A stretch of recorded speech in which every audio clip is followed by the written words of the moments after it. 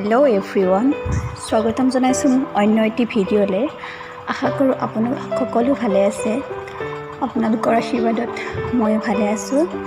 আজি আমি dream catcher কেনেকৈ বনায় আৰু আমি ঘৰত বা আমাৰ বেডৰুমত কিয় ড্ৰিম কেচাৰ ৰাখিব লাগে মই তাকে বনাই দেখুৱাম, আৰু কিয় ৰাখিব লাগে সেই বিষয়েও অলপ ক'ম। তেতিয়াহ'লে আহক আমি ভিডিঅ'টো আজি আৰম্ভ কৰোঁ। আচলতে ড্ৰিম কেচাৰটো আমাৰ ইণ্ডিয়াৰ কনচেপ্ট নহয় বুলি মই শুনিছোঁ। ইউৰোপিয়ান কনচেপ্ট আছে ড্ৰিম কেচাৰটো। তেওঁলোকে তেওঁলোকৰ এটা ভাল এনাৰ্জিৰ বাবে ড্ৰিম কেচাৰটো ব্যৱহাৰ কৰিছিল, যাতে বেডৰুমত এইবাবেই ৰাখিব লাগে ড্ৰিম কেচাৰ, যাতে যদি সৰু বাচ্ছা বা হওক বা ডাঙৰেই হওক যদি বেয়া সপোন দেখা পায়, সেই বেয়া সপোনবোৰৰ পৰা আঁতৰি ৰাখিবলৈ, ভাল সপোন দেখা পাবৰ বাবে ড্ৰিম কেচাৰ ব্যৱহাৰ কৰা হয়। ড্ৰিম কেচাৰৰ আৰু বহুতো পজিটিভ থিংছ আছে। বহুতো ভাল কামত ড্ৰিম কেচাৰ ব্যৱহাৰ কৰা হয়। ঘৰৰ পৰা নিগেটিভ এনাৰ্জিবিলাক দূৰ কৰাই, ঘৰত পজিটিভ এনাৰ্জি দিয়ে, বেয়া সপোনবোৰ আঁতৰাই ভাল সপোন দেখায়।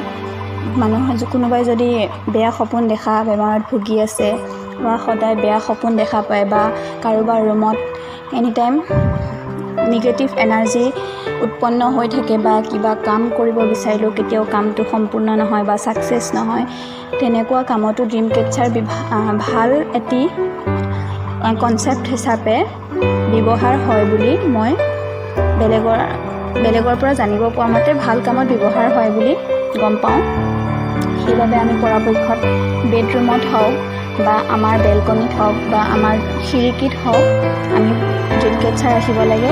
ড্ৰিম কেচাৰ এনেকুৱা জেগাত ৰাখিব লাগে যাতে তাৰ তলেদি কোনো মানুহ পাৰ হৈ আহিব নোৱাৰে, আৰু সদায় বায়ু যিটো ৰাস্তাইদি বায়ুটো অহা যোৱা কৰি থাকে, বা সেই জেগাত ৰাখিব লাগে যাতে ড্ৰিম কেচাৰৰ মাজেদি বা ড্ৰিম কেচাৰৰ তলেদি যাতে বায়ু অহা যোৱা কৰি থাকিব পাৰে।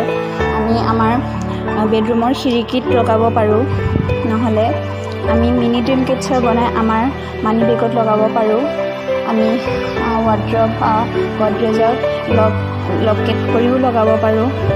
বিশেষকৈ বহুত লোকে গাড়ীটো লগোৱা দেখা যায়, গাড়ীৰ আগফালে গ্লাছত লগোৱা দেখা যায়।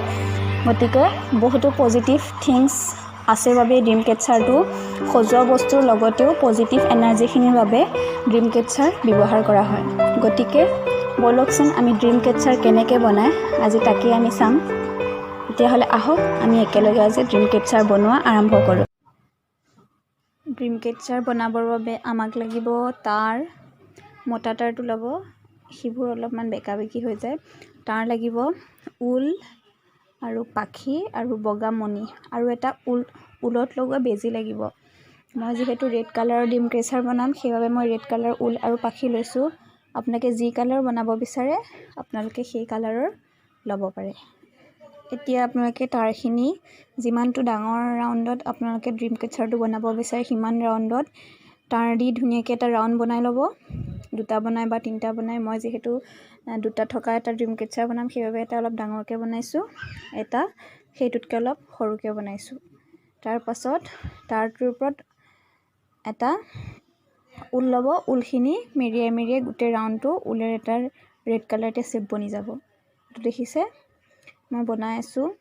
মই এতিয়া ৰেড কালাৰ ঊল দি গোটেই তাঁৰৰ ৰাউণ্ডটো কমপ্লিট কৰিম, সৰুটোও কমপ্লিট কৰিম। তাৰ পাছত আমি ঊলটো এটা বেজীত সুমুৱাই লৈ আমি ভিতৰখিনি ড্ৰিম কেচাৰ বনাবৰ বাবে চিলাই গৈ থাকিম।